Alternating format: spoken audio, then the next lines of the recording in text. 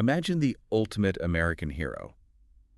You know, you probably have an image of Joltin' Joe DiMaggio in your head right now. Oh, for sure. The pristine Yankees pinstripes. Right, exactly. The unbreakable hitting streak that just effortless grace. But what we found in your notes for this deep dive completely shatters that polished image. It really does. It's almost jarring. It is. Imagine finding out that this baseball god, the son of an immigrant fisherman, was literally physically nauseated by the smell of fish. Yeah. Or that a famously quiet, oppressively private man willingly eloped with Marilyn Monroe, like the biggest, most photographed sex symbol on the planet at the time. The ultimate clash of personalities there. And that a whole generation basically just knew him as the smiling face of Mr. Coffee, even though chronic stomach ulcers meant he secretly drank decaf Sanka behind the scenes. It is just a stunning pile of contradictions, really. We are looking at a life that is essentially a masterclass in the tension between a carefully constructed public facade and a chaotic, deeply human private reality. Yeah, that's exactly it. Because the flawless swing he presented to the world, it hid a staggering amount of internal turmoil. Which is exactly our mission today. We all know the name, we know the Yankee Clipper. Yeah. But we are looking past the monument to understand the human being. His incredible peaks, his deep flaws, and, the hidden context behind his legendary status. And to really understand that disciplined, seemingly perfect athlete, we have to travel back to Martinez, California in the 1920s and look at a boy who absolutely refused to get on a boat. Right, Giuseppe Paolo DiMaggio. Exactly. Born in 1914, the eighth of 9 children to Italian immigrants, Giuseppe and Rosalia. Like generations of DiMaggios before him back in Sicily, his father was a fisherman on the San Francisco Bay, and he just expected his 5 sons to join the family trade. But Joe wanted absolutely nothing to do with it. Nothing. He was physically repulsed by the smell of dead fish. I mean, he would do whatever it took to avoid cleaning his father's boat. And because of this refusal to do the expected traditional hard labor, his father actually labeled him lazy, called him a good-for-nothing, which creates a massive rift early on. The family dynamic was built on the assumption of shared physical labor. Right, survival, basically. Exactly. So Joe's rejection of that wasn't just a career choice. It was viewed as a rejection of his family's identity. Okay, let's unpack this, though. Calling Joe DiMaggio lazy is like telling a brilliant painter they are a failure because they happen to be bad at calculus. Right. He wasn't lazy. He just hadn't found the one thing he actually cared about. He needed an outlet that didn't involve fish guts, and he found it at a local playground in San Francisco's North Beach. He started playing third base around age 10 and quickly realized his own potential. Soon, he's bouncing between local neighborhood teams, playing as a hired bat for $2 a game. $2. Yep. And baseball grabbed his attention so completely that he actually dropped out of Galileo High School to pursue it. And the gamble pays off remarkably quickly. I mean, by 1932, his older brother Vince is playing for the San Francisco Seals in the Pacific Coast League, which is just one notch below the majors. Yeah, the minor leagues back then were super competitive. Right. So Vince talks his manager into letting his younger brother fill in at shortstop. The very next year, in 1933, Joe goes on an absolute tear. From May to July, he hit safely in 61 consecutive games, setting a league record. And we really need to look at the psychological mechanism behind that 61-game minor league streak, because it wasn't just a great athletic achievement. It was the exact moment baseball shifted from a fun game to an absolute obsession. Oh, so? Well, DiMaggio later reflected on this, saying, baseball didn't really get into my blood until I knocked off that hitting streak. Getting a daily hit became more important to me than eating, drinking, or sleeping. Okay, that does not sound like a guy having fun. That sounds like a compulsion. It was a compulsion. The streak established this psychological pattern of unrelenting, stressful consistency. He realized that his value to the fans, to his team, and maybe even to himself was entirely dependent on him doing something perfectly every single day. Every day. Yeah, and that mindset directly foreshadows the crushing pressure he would eventually face on the national stage. Though he almost didn't make it to that national stage. In 1934, he suffers what could have been a career-ending injury in just the most mundane way possible. Oh, the jitney. Right. He is stepping out of a jitney, like a local shared bus, and completely tears the ligaments in his right knee. Just a freak accident. Yeah. And the major league teams immediately back off. But a Yankee scout named Bill Essick is convinced the knee will heal. Essick practically pesters his bosses into taking a chance, and the Yankees buy DiMaggio's contract for $50,000 and 5 players. Which is a steal in hindsight. Oh, for sure. And that intense neurotic obsession he developed in the minor leagues is exactly what he packed into his suitcase when he moved to New York. Right. He makes his debut in 1936, batting right ahead of Lou Gehrig, and over the next 13 years, he wins 3 American League MVP awards and leads the team to 9 World Series championships. Time. Yeah. The only player with more rings is his teammate Yogi Berra, who had 10. This is the era where he earns the nickname the Yankee Clipper because the team's announcer, Arch McDonald, coined it. He thought DiMaggio's speed and range in the outfield reminded him of the sleek, new Pan-American airliner. It's a great nickname. It really is. Everything he did looked aerodynamic and effortless. But the irony here is, while he looked completely at ease, he was stepping into a physical environment built to punish his specific style of play. Yeah, Yankee Stadium severely handicapped his power. Wait, how? Well, the stadium was known as the house that Babe Ruth built, right?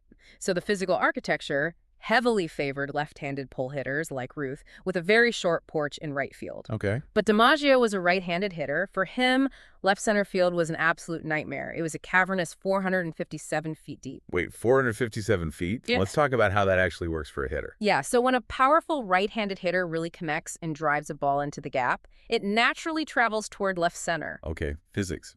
Right. In almost any other stadium, a well-hit ball on that trajectory lands in the bleachers for a home run. In Yankee Stadium, it just kept flying into empty space until an outfielder eventually caught it. It fundamentally suppressed his raw statistics. That is wild. I mean, comparing his career stats without knowing those stadium dimensions is like judging a marathon runner's finishing time without realizing they were forced to run the entire race wearing 20-pound ankle weights. Exactly. It completely changes how we should evaluate his greatness. It does. And the renowned baseball statistician Bill James actually calculated that DiMaggio lost more home runs to his home park than any other player in the history of the sport. More than anyone. Anyone. The numbers make this incredibly clear. Over his career, DiMaggio hit 148 home runs at home compared to 213 on the road. Wow. And another statistician, Bill Jenkinson, estimated that if DiMaggio had played his home games in a typical modern stadium, that home number would jump from 148 to roughly 225. Meaning he would have easily cleared 400 career home runs. Easily. It really forces you to look beyond raw data to understand historical impact. But, I mean, even with that massive architectural disadvantage, there is one record he set that no one disputes. And that brings us to 1941. The streak. The 56-game hitting streak. Yeah, it begins quietly on May 15th. But as the summer heats up, it just escalates into a complete national phenomenon. Right. He ties Willie Keeler's old record of 44 games, then pushes all the way to 56 before he's finally stopped in Cleveland. Largely because their third baseman, Ken Keltner, makes 2 unbelievable backhand stops. And reading through your notes, this streak has actually sparked a fierce mathematical debate. Oh, huge. You have the Harvard evolutionary biologist Stephen Jay Gould, citing physicist Edward Mills Purcell, calling the streak the most extraordinary thing that ever happened in American sports. Right. Purcell essentially declared it a statistical near impossibility for a streak of that length to occur in baseball. But then you have a counter-argument from 2 researchers at Cornell, Arbsman, and Strogatz. They ran 10,000 computer simulations of Major League Baseball history. 10,000? Yeah. And their model suggested that streaks of 50 or more games actually should happen occasionally. In fact, in their simulation, a 50-plus game streak popped up 42% of the time. Okay, here is where I have to push back on those Cornell researchers. Tell me. Even if a computer simulation says a 56-game streak is mathematically probable over a century of games, a computer doesn't have a stomach that is digesting itself from stress. That's very true. The simulation doesn't factor in the crushing psychological weight of 100 newspaper reporters staring at you, analyzing your every twitch every single day for 2 months. I mean, he was just fighting pitchers. He was fighting the pressure of an entire nation watching him. And that concept of the nation watching him takes on a much darker, much more complicated tone just 2 years later. Because by 1943, DiMaggio is the absolute height of American heroism. But the world is at war, and he enlists in the Army Air Forces. But the military doesn't want their biggest cultural icon getting shot. No, of course not. So he spends the war stationed in places like Hawaii and Atlantic City, basically working as a physical education instructor. He's playing exhibition games to entertain the troops. He is eating an athlete's diet, tanning on the beach, and actually gains 10 pounds. Sounds like a vacation. Right. But internally, he is agonizing. He develops chronic stomach ulcers. He is deeply embarrassed by his comfortable assignment and actually begs his superiors for a combat role. But they deny him. And while DiMaggio is trapped in this, gilded cage of military celebrity, his own parents are facing an absolute nightmare back in California. Yeah, this part is rough. After the attack on Pearl Harbor, the U.S. government classified thousands of Italian immigrants as enemy aliens, and that included Giuseppe and Rosalia DiMaggio. The parents of America's biggest hero. Exactly. They were required to carry photo ID booklets at all times. They couldn't travel more than 5 miles from their home without a special permit. And perhaps most devastatingly, Giuseppe was barred from the San Francisco Bay. The waters he had fished for decades were deemed off-limits to him, and the government actually seized his fishing boat. The psychological dissonance of that situation is just brutal. Joe DiMaggio is wearing a United States military uniform, serving as a pristine symbol of American morale, while his own father's livelihood is being confiscated by the exact same government simply because of where he was born. It is the absolute extreme of the American immigrant experience happening to one family simultaneously. Worshipped at the pinnacle of society while being suspected, restricted, and stripped of their livelihood at the base of it. Yeah. It just really highlights that intense divide between the public symbol and the private reality. And nowhere does that private reality clash more violently with his public persona than in the next chapter of his life. Oh boy. DiMaggio retires from baseball in 1951. He steps out of the sports pages and directly into the Hollywood spotlight. Which is strange because he had already been through a brief marriage to an actress named Dorothy Arnold. And that ended largely because DiMaggio prioritized his career and public image over being a present husband. He was a man who wanted things his way. So I really don't get this part of his life. If he craved this quiet, invisible, traditional life so badly, why on earth does he accept a blind date with Marilyn Monroe? She is literally the most famous woman on earth. Was it just a trophy hunting thing, or did he actually delude himself into thinking he could change her? It was likely a combination of both, honestly. When they finally elope at San Francisco City Hall in January 1954, I mean, it's the union of the century. Sure. But psychologically, he was seeking to control something uncontrollable. He wanted a traditional domestic partner who would just shrink into the background with him. But he married a woman whose entire career, whose entire identity was built on being seen. It's like two incredibly powerful magnets. From a distance, they are irresistibly drawn to each other, but the closer they get, you realize their core polarities are fundamentally reversed. That's a great way to put it. When you try to force them together, they fiercely repel each other. And that repulsion turned destructive almost immediately. The marriage was deeply troubled. DiMaggio was heavily controlling, intensely jealous, and physically abusive toward Monroe. Yeah. The breaking point arrived on September 14th, 1954, outside a theater in Manhattan. Right. Monroe was filming The 7-Year Itch. It was the iconic scene where her white dress is blown up by the subway grate. Everyone knows the photo. Exactly. And the director, Billy Wilder, intentionally turned the late-night shoot into a massive media circus. There were thousands of spectators, photographers, just everyone cheering. And DiMaggio was standing in the crowd watching it happen. Oh, man. For a man obsessed with control and privacy, watching thousands of men cheer at his wife's exposed legs was a visceral humiliation. I can imagine. It led to a massive screaming match in the theater lobby, which escalated into a violent physical fight when they returned to their hotel. And just a few weeks later, after only 9 months of marriage, Marilyn filed for divorce. 9 months. The aftermath of that divorce is fascinating, though, because we actually see an evolution. The split devastated both of them. Monroe openly wept in court.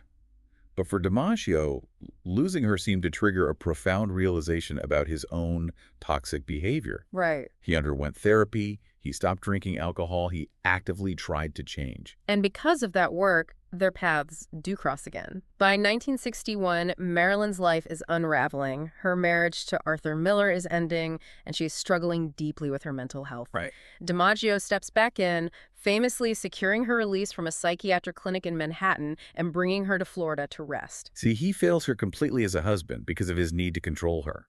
But after losing her, he figures out how to be exactly what she needed.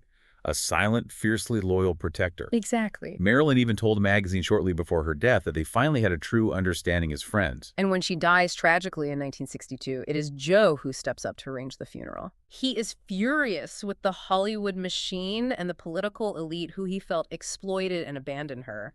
He completely barred the Hollywood establishment and the Kennedy family from the service. Wow. And then he begins this ritual of absolute devotion. He has a half dozen red roses delivered to her crypt 3 times a week for 20 years. 20 years. And he never remarries. He rarely speaks of her publicly, just entirely refusing to exploit their relationship for his own fame. Yeah. His lawyer claimed his dying words in 1999 were, "I'll finally get to see Marilyn."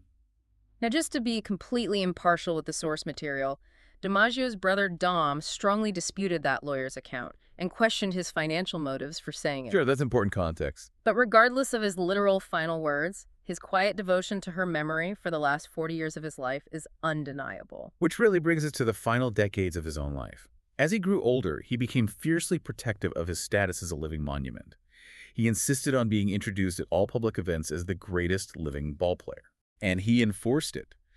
Your notes mention a time he actually punched the comedian Billy Crystal in the stomach simply because Crystal failed to use that exact introduction. Yeah, he demanded reverence. That's intense. Yet, at the exact same time he is demanding this untouchable mythic status, he is ubiquitous on commercial television. Right.